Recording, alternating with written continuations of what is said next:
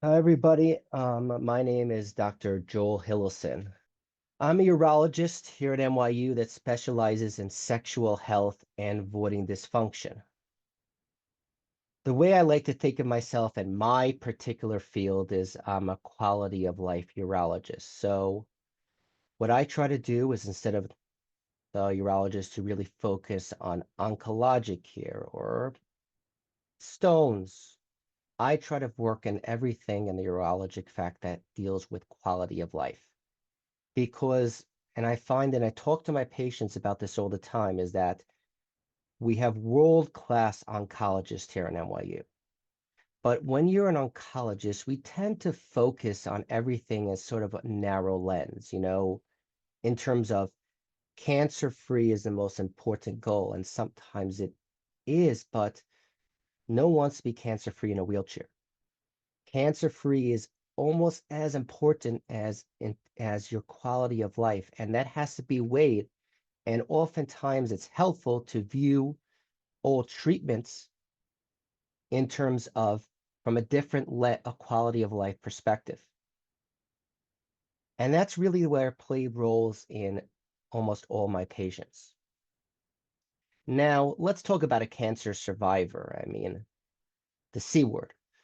Unfortunately, when someone gets diagnosed with cancer, any sort of cancer, sometimes it feels like it takes over your entire being, that all of a sudden that's what you are. I'm a cancer survivor. It shouldn't be that way, but that's kind of the way it is. And there's a lot of us out there. I mean, there's 19 million cancer survivors out there, and they may be cancer free, but they've only seen an oncologist. They've never seen anyone else outside the cancer field to look at their quality of life. And it really becomes kind of an unmet need because oncologists may not know the same treatment paradigms that we do. And in terms of specifically male sexual health, long-term issues when it comes to cancer, and now we're going to focus mainly on prostate cancer here, and I'll discuss why a little bit later. But in a general sense, we see all of these issues. We see erectile and ejaculatory dysfunction, incontinence, depression. A lot of time, it's a real adjustment to deal with the cancer, infertility, and especially in our younger patients, the changes in our body images, penile size, changes with our cancer treatments in terms of weight gain, weight loss. There can be unmet pain, changes in your energy, especially obviously with chemo and radiation. And most critically is partner issues. Many of our patients fortunately are not going through this alone. And what's really underappreciated is the spouse's or the partner's role in this journey per se. We know that men need to be useful. So there's many studies that show that men who are kind of like who are dotted upon and are told that they can't do this or they're too weak, they get depressed.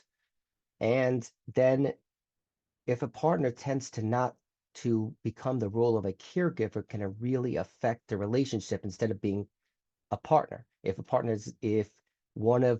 spouse turns into someone who just basically becomes like a nurse, the patient obviously will resent being in that role, in that weaker role, and it can really change dynamics. And when it comes to sex, there may be some misconceptions like that.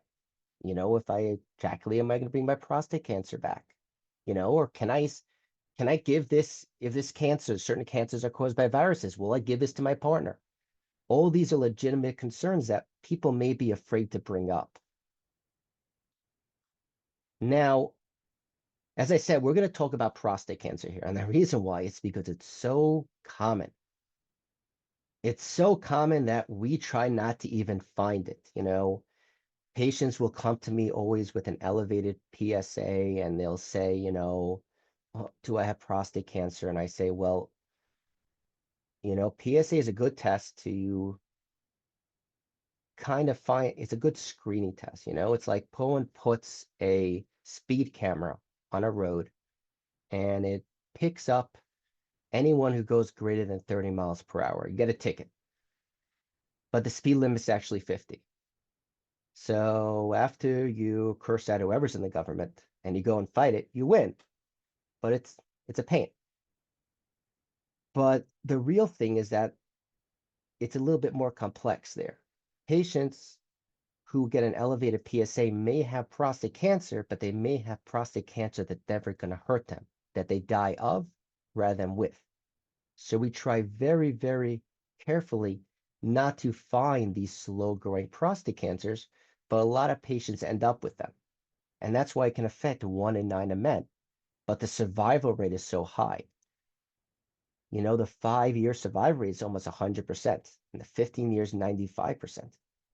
But it is a lot of anxiety to get diagnosed with prostate cancer. You have to watch that next PSA. You have to really think about it.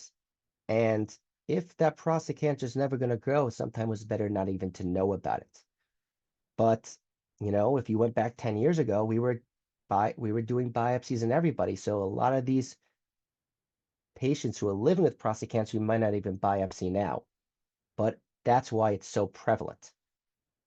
And when you have prostate cancer, one thing we unfortunately find is that patients just can't live with the idea. And I've seen this all the time. Patients get treatment for the prostate cancer, even though maybe because no one can tell them 100% this will never hurt you.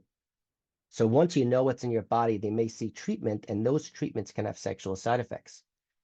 So really having a important discussion about a risk of prostate cancer and that just treating prostate cancer, that it's not only I'm going to be cancer free, but what impact it'll have in a sexual life is a very important discussion that patients should have more often, but don't. Where, you know, they're so desperate the prostate cancer, getting it out, but it's something they don't realize what's the next day? What's going to happen the next day? How is this going to impact my quality of life? Now, if you look over here on US survivors, there's prostate cancer right at the top. And on women, there's the other cancer that's similar to prostate cancer, breast cancer, that's also maybe overdiagnosed. But prostate cancer is there with 3.5 million men living with prostate cancer. That is a lot of patients and a lot of people who are suffering, maybe sometimes in silence, from the side effects or just the watching of that prostate cancer. Now, let's talk about the sexual side effects of prostate cancer. And again, I will focus on prostate cancer. One, it's most common, and two, it's what I specialize in. Number one is libido. And that can really be affected by prostate cancer in terms, well, any cancer can affect your libido. It's an adjustment. Erectile dysfunction, ejaculation, and the underreported incontinence. You know, I had a patient I just saw an hour ago and said, you know, Doc, Dr. J, you got me, you figured out a way I can get erect again, and I love it, but I just don't feel sexual if I'm peeing in if I'm leaking. And that's really an important point. There's more to having sex than having an erection, you know? You really have to kind of consider the whole picture here. Why is prostate cancer more likely to cause sexual dysfunction than all other cancers? Well, it's a numbers game, as I talked about. Most prostate cancer, even in the most aggressive ones, are very slow growing. So, and that's led to a lot of controversies. So, for example, there was a study from England that the prostate cancer that here in the US, we would say, don't stop, get your prostate removed, get radiation. In England, they said, let's see what happens. 10 years later, if you treated it, there's about a 20% chance that it would have 20% increased risk of it spreading as opposed to just watching it. which means we still haven't really figured out which cancers to treat. And the reason why is that every single study, if we decide to treat it or not treat it, we'll only see differences 10 years later. So it's a very slow growing cancer. So by definition, if you treat it, you're going to have a long time to deal with the consequences. And if you don't treat it, you're going to be watching it for a long time. Now, some of our treatments for it are pretty simple. Radiation. Let's talk about anatomy right here. I don't know if you could see my thing here, but if you look over here, here are the nerves. The nerves come from the spinal cord and they wrap around the prostate.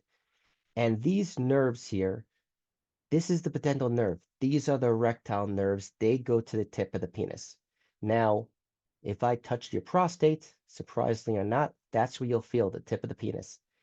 That is actually our orgasm center. The center is right there. That is actually the most sensitive part. Not to get way off topic, but just to give an idea, the glans penis, the tip of the penis is equivalent to the clitoris in females. That's our most sensitive area, and that's where these nerves go to. A couple of them go down the shaft, and then they go and center over there, and those are our erectile nerves. Now, radiation can look long-term damage. When you have surgery, you're removing the prostate, so you're going to irritate those nerves, or sometimes have to remove some branches. And unfortunately, prostate cancer is sometimes hormonal sensitive, meaning that if you cut off testosterone, you're cutting off the fuel. And in advanced stages, you may have to cut off testosterone, meaning give androgen deprivation therapy, meaning we castrate men at least for a little bit to decrease the libido. And we even do that with radiation therapy as well. But in a general sense, all of them have side effects because of the location. That's where the nerves go. The nerves go right there to the prostate, and then they go to the penis. Now, when we talk about libido, first we have to deal with the emotional and psychological impact, because that affects libido. Libido isn't just a one-way street. There's a lot of impact to libido that is more than just simply hormonally driven. Depression and anxiety after cancer diagnosis. It's very hard to feel, sexual if you're kind of waiting for that next test result, waiting for the next CAT scan. It can really take an emotional toll on patients, which unfortunately causes depression, which we know that depressions causes you to have less sexual desire. It's actually part of the diagnosis of major depression. It's one of our criteria. And that leads to loss of intimacy with couples. There's straining, there's stress on the marriage, there's stress on the patient's sex lives. And unfortunately is once that pattern starts, it can be really hard to overcome, where sometimes you're no longer viewing each other as, kind of a sexual partner, more as just a caregiver state, or, you're so worried about what's going on, it's hard to think in the sexual terms. And once that happens, it can be very difficult to recover from. Now, when it comes to libido, I say it's like not a one-way street. And no one wants to go to a party if their pants are going to fall down, okay? So if you don't have a good erection, you're probably not going to want to have sex. And sometimes a partner will take it as like, oh my God, he's rejecting me. But it's just simply, it's embarrassing. Part of being a man, somebody's ability to have an erection. And if you're afraid that you won't have it, subconsciously, you just might avoid it. And we know that it's not only testosterone driven, because we know that patients who have no testosterone at all, they are androgen deprivation therapy, meaning they have completely shut off the pump. They can still have erections and ejaculate. And it's not only androgen specific. So I have patients who come to me and they unfortunately they either undergoing radiation therapy, or maybe they have metastatic prostate cancer. And they said that they just don't feel the same libido. I said, I can have an erection. I just don't want to do it. But I feel it there that I want to do it. How come I feel it, and what can I do about it? And there are mechanisms where we could do to help them ironically, and guess what? We stole them from pharmaceutical companies who try to develop drugs for women.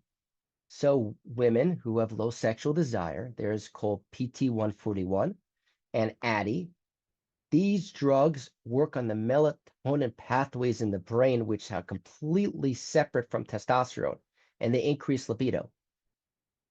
So I have patients who are taking this and get back the libido through a completely different pathway, which really shows that we haven't really isolated every single aspect of what gives a patient sexual desire, because it's not just testosterone, because we handle it in other pathways. And I discussed how the stress of the cancer diagnosis will lead to lack of connection. And sex is very important for relationship in a primitive sense. You know, we love to think of ourselves, I mean, how we are, in a more, erudite sense about how evolved we are, sex is sometimes in a primitive sense will lead to hormone changes in our brain that allow us to feel more connected. There's oxytocin release, there's release of hormones when we have sex with a partner that change the way we feel toward them. And once you kind of lose that, it can be you'll feel like you miss it. So it's very important to reestablish libido in that sense, to reestablish a sex life. I tell my patients, you don't have to feel it. Sometimes just do it and see what happens afterwards. And once you kind of break the mold, the floodgates come open. And I'll just say that crazily enough, I had a patient come to me a couple weeks ago. He says, I have a better sex life than I had before I had cancer. We didn't really focus on it before. Sometimes things that we're afraid to talk about come out because they are seeking me, because they had the diagnosis, and it can really change the tone of a relationship. Now, let's talk about erections. So, what are erections? How do they happen? Well, I'll make it pretty simple as I can make it. So, this kind of looks like if there's a story, ever heard that woman in China who cut off their husband's penis? Well, this is what it would look like if it did that. You have two corporas here and a urethra. This is where you pee through. These veins are what fill up with blood and give you an erection.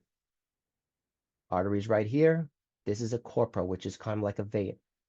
So when you're sexually stimulated, nitrous oxide is released from the nerves that surround the prostate, and it induces blood flow into these two veins. The chambers fill up with blood, and the penis becomes firm. And that's how you get an erection. Pretty simple. It's like blowing up a balloon.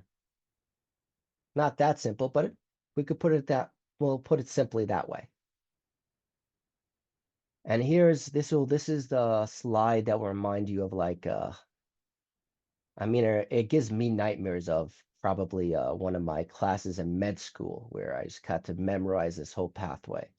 But for us, we're going to break this down simply on a microscopic level. What happens?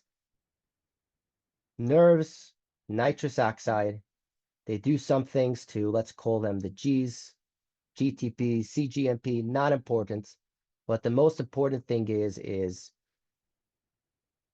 PDE5. That PDE5 is an enzyme that breaks down what nitrous oxide causes and makes it inactive. So nitrous oxide goes into the cell, increases blood flow. PDE5s break down the nitrous oxide. Okay? So what does that mean for us? Nitrous oxide is released, the artery dilates, you have an erection. PDE5 breaks it down. Cialis and Viagra are PDE5 inhibitors. That's how it works. And therefore increases nitrous oxide. And nitrous oxide's throughout the body. You know, if you ever heard the story about how Viagra came out, it was a blood pressure medication. Nitrous oxide is a vasodilator. You can't take Cialis and Viagra. You've taken nitrates for chest pain. Why are you taking nitrates for chest pain? Because it dilates the arteries in the heart.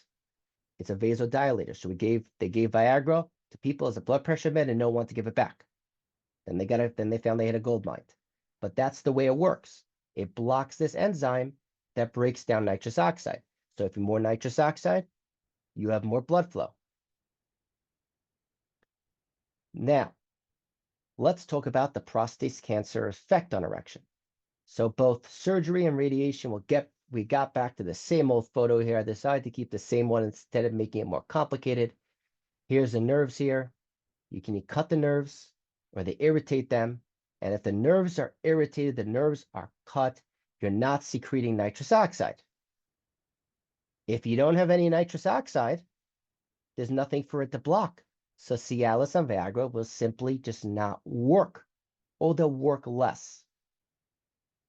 So I like to tell my patients, like if you needed 100 nitrous oxide in order to have an erection. Now, you were secreting before surgery 50, and Cialis and Viagra got you to 70. After surgery, you're only secreting 30. So Cialis and Viagra, even if they worked and they brought you up to a 50, that still wasn't reaching your minimal level in order to have enough blood flow to have a good erection. So that's why we find that sometimes Cialis and Viagra don't work, at least till the healing process happens. Now, let's talk about ejaculation. What does ejaculation have to do with the prostate? Well, the ejaculatory ducts are actually right here at the end of the prostate. That's where what we think of as semen coming out. Semen is mostly mucus. So I do all the time. I have patients come and tell me, oh, my semen is this color, my semen is that color. And I tell them, well, the study of semen color is an interesting, but rather useless topic. Just like the mucus from your nose changes when you get sick, the mucus from your seminal vessels can change. It's the same mucosal glands. So if you have changes, you have radiation, this area with the seminal vesicles, which produces about 75% of what you think of as semen, is irritated. Only 1% is actual sperm. You will have changes and diminish in your semen output. And if you have surgery for your prostate or something like ablation, focal treatment for your prostate, you can have either less ejaculate come out, or sometimes when the ejaculate comes out, it goes backwards into the bladder and mixes with your urine. And that's scary. Now, it does happen with medicines too. We know there's a medicine called tamsulosin, or Flomax, that patients take, and they come in, they tell me they have less ejaculate, and it really, really freaks them out. It's not like the orgasm changes, but it just feels different. And that can take adjustment too. And the last thing you need is when you're trying to get your confidence back in your sex life is something to feel different. And if you're not prepared for it, it can be quite a shock. Let's talk about incontinence. Well, if you had surgery, we do see, as sometimes women get older, they do leak a little urine when they cough, they sneeze. And I won't rant about the topic, but someone told them it's okay and then not a big deal, but it can be. But men have never, ever experienced that until they would have any of these, until they have their prostate removed, they have radiation. That's a shock. And it's because the prostate itself has a sphincter on it. So you got double sphincters. You got two sphincters. You got two areas that close up when you cough or you sneeze. So that's why you never leaked before. You never had to use the muscles your entire life to keep in urine. You never had to use it, so therefore they atrophied. And that can lead to leakage of urine, when you cough, sneeze, or when you orgasm, which is called climacturia, which can be sometimes very distressing to patients. And radiation, although you don't see it right away, 2 years later, the bladder undergoes a lot of changes. Something called radiation cystitis or a radiated bladder are they're very, very overreactive. They just look different. And you can end up with, kind of a lot of door and key incontinence where you go to your house, you put your key in the door, and you just got to run to the bathroom. You can't make it. That can happen 2 years after radiation. All of this, no one feels very sexual in a diaper. So that is part of the whole picture in improving sex life, improving incontinence. Now, if there was ever a slide that I have to sit here and say, okay, well, this is it, and this is something that's really, really overlooked, it's this. And this is not only cancer specific, this is almost like my entire practice. It is my theory and it's my argument to many other urologists that erectile dysfunction, sexual dysfunction, is not fully organic. There's always a psychological factor. Why? If someone goes to the ER and they have an erection that lasts for 6 hours, now I know some of you will be clapping about that, but that's called a priapism. That's dangerous. We inject them with adrenaline. That brings down your erection. Now, what happens is that we're walking around neutral. We got an okay sex life. Everything's fine. Never thought about my erection before in my life. I'm 60. I've had great erections. Thank God. Never had to think about my penis in my life. Then all of a sudden, something happens. You get the cancer diagnosis. I can't tell you how many countless patients develop erectile dysfunction when they get the diagnosis, not even from the treatment, just from the diagnosis. What happens is that if you have a little bit decrease in your blood flow or your erection just doesn't feel the same, you can't help but subconsciously increase adrenaline. What that does is that induces a venous leak. What is a venous leak? A venous leak is the blood comes in. Because you secrete adrenaline, the blood comes out. It's like having a hole in the bottom of the sink. Now, this happens to a lot of young men too. This happens to everyone age. I had a patient, actually, was it yesterday? He had erectile dysfunction. I did an ultrasound on his penis, and I gave him a shot to give him an erection, and he's like, it doesn't work. I told you it's never going to work. I'm never going to have an erection again. I said, go to the bathroom. He went to the bathroom. He came back, full heart erection. Once he got distracted. Adrenaline is very powerful. And unfortunately, there's something called a sexual tipping point where we have a little bit of a problem with an erection, and then we can't help but to secrete the adrenaline to supplement it, which means that when we're trying to treat erectile dysfunction in patients with cancer, we may need to go a little overboard and come back, meaning that I might not only have to counteract the organic loss of blood flow or the organic changes in the nitrous oxide release or organic changes that happen relative to cancer, I also have to overcome the inhibition that's happened from lack of confidence in your erections. And once we're able to overcome it, the only way to be bad sex is to have good sex. I am often able to go back on meds. Like I will give Cialis and Viagra together, and then I come back on it, and then the patient is just fine with the Cialis daily because we've overcome that. And that's something that's really, really important because we don't want to get into the funk where we're kind of always trying to overcome our own lack of confidence, which happens if you are unsuccessful. So As you could tell, I'm pretty aggressive about this. I am very, very aggressive about quality of life issues because unfortunately, a pattern becomes permanent.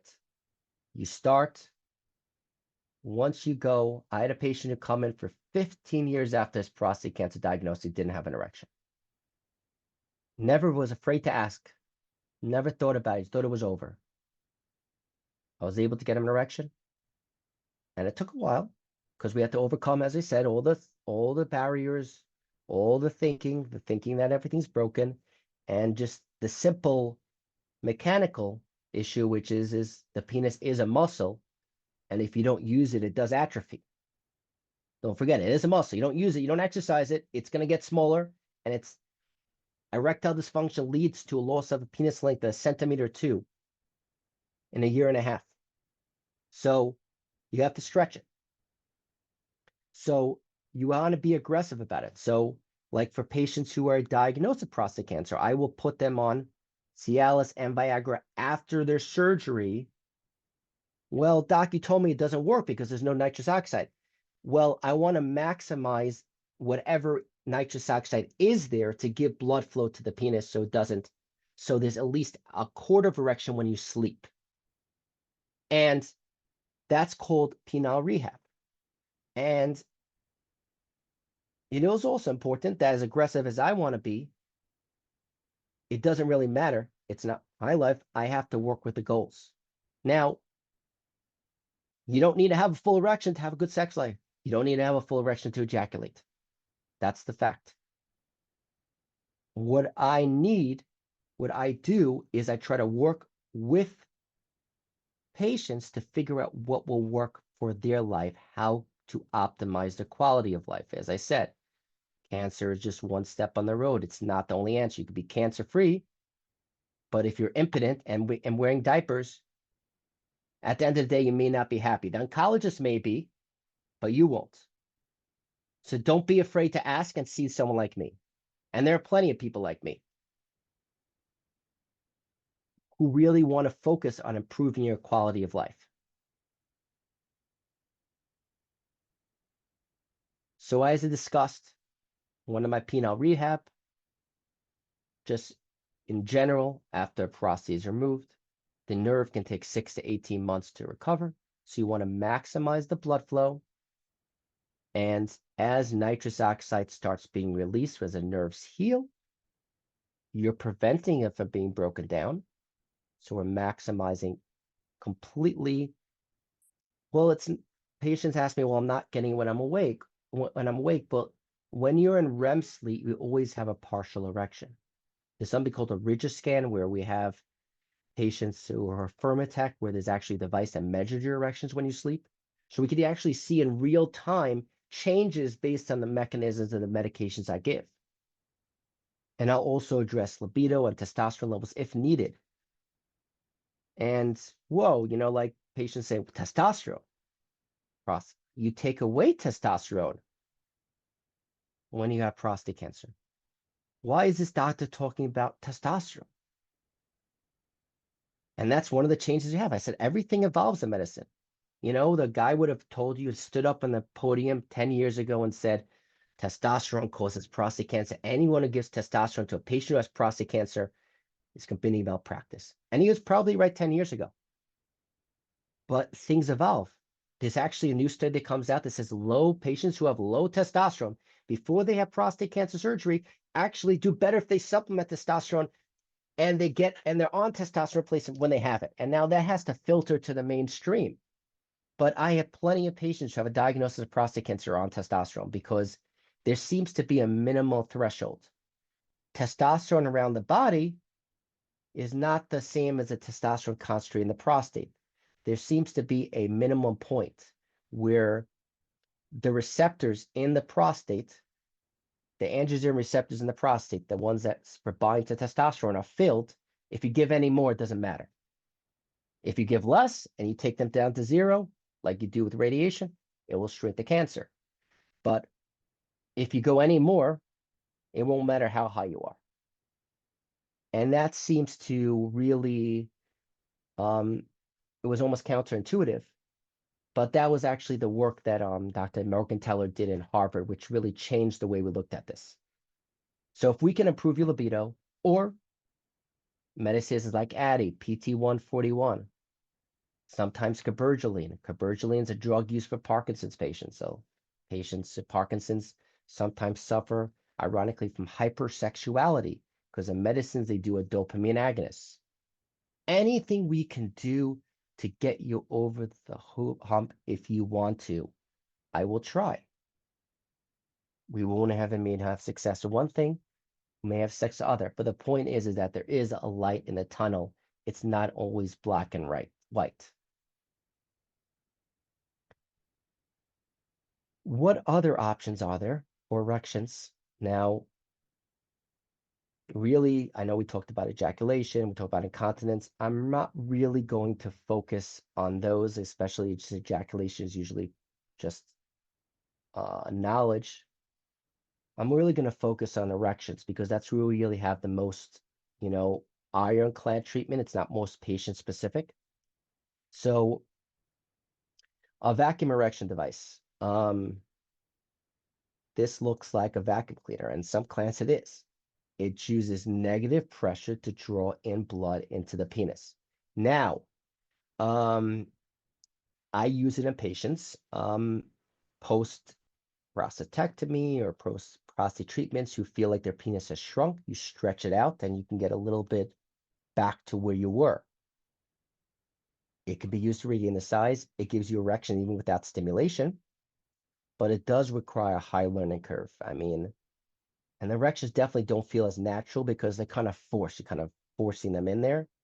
But I have patients who are happy with it, not some, but I find it more useful to kind of get back penile length and really get some feeling there that you feel like your penis is alive again, which helps obviously with the libido. Injections. That's actually the most common thing. Now, where do injections play the role? So let's say a guy's 3 months out from prostate cancer surgery. He's taking the Cialis and Viagra, the nerves haven't healed yet. And he says, I don't feel good. I want to do something. I want to get an erection now. This bypasses the nerves. So you don't have to worry about nerves regenerating. I'm injecting medicine into the vein that directly stimulate the artery to open up. And it can work on usually almost all patients, Like say I can get a dead man hard. Well, it's not really true, but I can get almost anyone erect with a high enough dose. This was invented by a urologist who actually had one of the most infamous moments in American Urologic Association meeting. There's a reason why I don't, bring my kids to these meetings. Sometimes they feel walk into the wrong room. But apparently, as a legend goes, and I've heard from people who were there, he went up to the ladder platform and presented his paper on I can inject the penis to give patients erections. And then he said, you know what? I did this to myself 10 minutes ago and dropped his pants in front of the whole audience. That's how it was invented. But it's not approved by FDA. It's made by a compounding pharmacy, and you have to do it every time. But it works. It's not as painful as it thinks, and it works just about on everyone. Surgery, that's one of my areas of expertise. Now, I like to tell patients, sometimes if you go to a barber, everyone, he's going to offer you a haircut. But I like to think of myself as a hairstylist. So yes, I can cut your hair. I can do surgery on you, and it's going to work, and you're going to feel great. But it's still surgery. And there's no surgery that never can ever promise you won't have complications. There's no one can promise that because we're not gods. We just try to put tissue together. But when patients want something that's natural, they don't want to inject themselves, they don't want to wait, or they haven't had an erection a long time, this is it's almost underutilized because every patient, I mean, really does has a 97% satisfaction rate. It's hidden. No one knows you have it. You want to have sex. You pump it up, and you're ready to go. What? Someone reaches over, pump a little pump. It's hiding behind your scrotum, completely hidden. You can expand your girth. Even there's some ways I put a sling on it and prevents leakage. And you feel the same organisms, feels natural, and you're good to go. There's some emerging therapies. Now, shockwave therapy is something that I do for patients with penile rehab, but I do it limited. The reason why I limit it is because simply it's not covered by insurance. That may change, but it's not covered by insurance. So ethically, I basically tell my patients, hey, there's this shockwave procedure. There's data on patients who have mild to moderate ED pre-prostate cancer, but patients who have post-prostate cancer treatment in any way, data is limited. There's some studies that show works, some studies that doesn't work. So before you blow $3,000 in 6 treatments, know that I cannot promise you this will work. It won't hurt you, but I can't promise.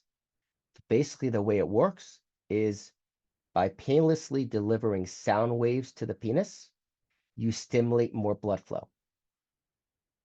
In the couple of patients I've done, they've reported better erections. I can't say that they would have gotten, if it would have been, they would have waited 6 more months, the nerves wouldn't have generated right away, but we do know that it does work.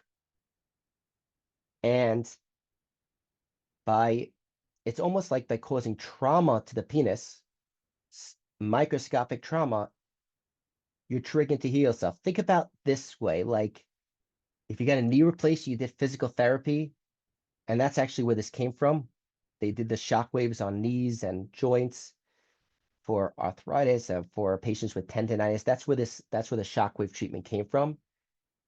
You're causing the body to realize there's something wrong and bring in more blood flow and heal itself, which leads you to break up that scarring and that fibrosis, because the penis by itself is partially a muscle, and it causes it to heal itself and get more blood flow even up to 6 months afterwards. So just for a take-home message here, cancer diagnosis, especially prostate cancer, I feel like I only talk about prostate cancer, but any cancer diagnosis will lead to changes in sexual function. But we shouldn't give up. Don't be afraid to ask for referral to someone like me who can help you navigate this, because it's important. And that last sentence, don't let the oncologist tell you that I said so, but I've had patients who wish they didn't get the cancer treatment they got. It could be cancer-free, but if you lose your quality of life, it's a big risk benefit that we might not think about because we're so focused on the cancer. We should have to take a second to think as what's going to happen the next day. And that's really an important discussion to have. The oncologist or someone like me who can view as an outside perspective. Because the fact is that going to oncologist is like going to a barber. They're going to give you a haircut. But you want to make sure that you need one. And that the treatment is appropriately tailored for your quality of life. So I want everyone to be like this. Now, not exactly 6 hours, but I want everyone to get there. So are there any questions? Depends what treatment you're doing. So if you're getting chemotherapy and this is non-prostate cancer related, we typically tell patients to wait 12 to 18 months before using, even though you might have a normal semen analysis, there'll be DNA related changes to your sperm. So what really comes down to is partner's age. Unfortunately, when we're dealing with men regenerate their sperm every 12, every 3 to 6, depending how old you are. Sometimes it's less than 12 months, but it's almost entirely replaced. So let's say you decide to change your lifestyle, your sperm are brand new 3 to 6 months later. Women are born with a certain amount of eggs. So if your partner is 39 years old, I would freeze your sperm. If your partner's 25 years old and you have time to wait the 18 months,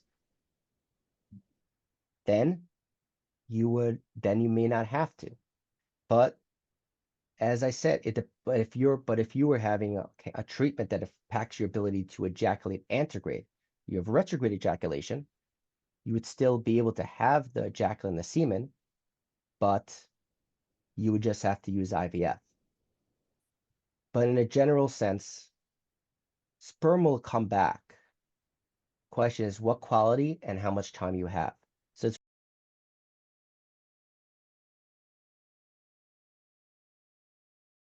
also comes back to the treatment. If you're getting your prostate removed, you will not have any ejaculation. It's just the fact you're taking away the ejaculatory organs, you're taking away the seminal vesicles.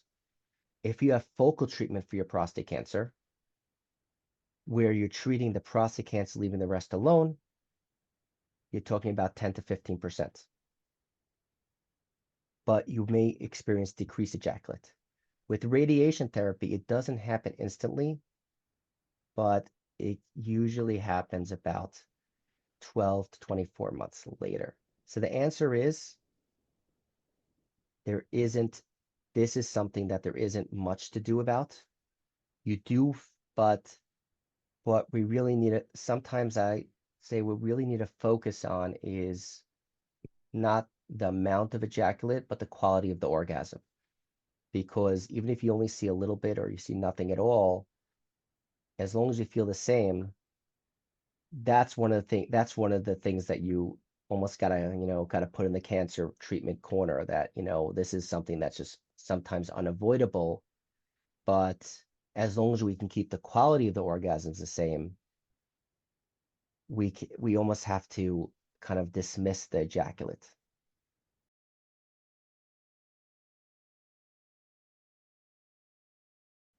There is a difference. The difference is that if you had cancer, let's say erectile dysfunction that's induced by, natural, we always talk about how erectile dysfunction is the first sign of cardiovascular disease because the arteries in the penis are a little bit smaller than the arteries in the heart are a little bit smaller. So if the arteries in the penis aren't giving you good blood flow, the arteries in the heart aren't so well. So it's maybe time to talk to your cardiologist.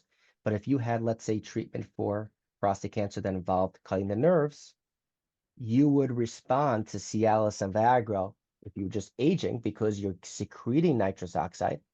But if the nerves are cut or they're not secreting any nitrous oxide, you can block the enzyme all you want, but if no nitrous oxide is coming out, it won't work.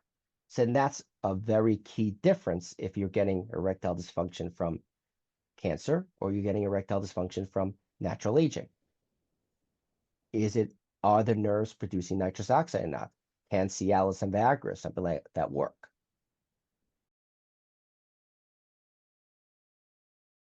Yes, it can, because the nerves, the pudendal nerve can be in the peripheral field when it fouls up, when it depends how far down you're going, but you can see it happen later on because let's say you had colorectal cancer.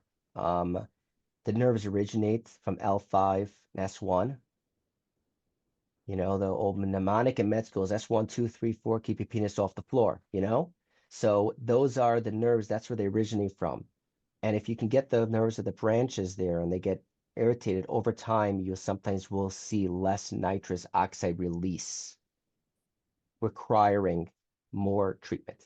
And if the internal artery, which is an external iliac, which kind of gets affected, like the branches that go to the penis with the pudendal artery that goes to the penis, if that's in the radiated zone, sometimes we'll see sometimes decreased blood flow peripherally, almost outside the area, that can affect erections. And the last point is erections aren't always organic. A cancer diagnosis by itself or radiation diagnosis will, even if you have a small decrease in your blood flow, mentally may cause you to have a large decrease, more than you would expect. Just the small decrease in your blood flow may cause you to lose confidence in your erections, which in turn may let you secrete adrenaline and then make you have worse erections. So it may not only be the organic causes of the radiation, just the stress of the diagnosis alone. Erections aren't hormonally driven as much as we think.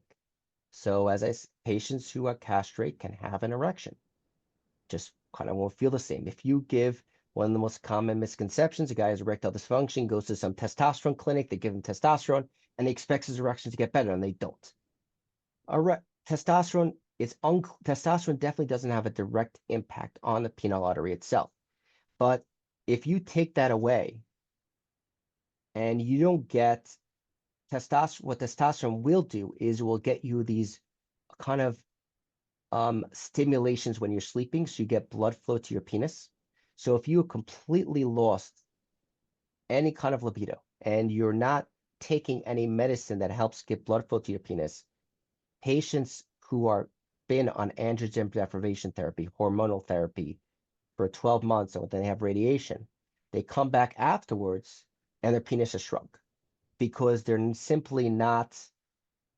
just not stimulating it when they sleep. They don't get the morning erections because they just don't have that kind of input that causes nitrous oxide to be released. So long term as well, there's bone loss that can happen with androgen deprivation therapy, where you hormonal therapy. But surprisingly, it rebounds quickly. Like you shut it down, and if you're going and you're taking away testosterone, the minute you take you off the Lupron, within a month or two, you're back. Your testosterone's back, and your kind of libido will be back. But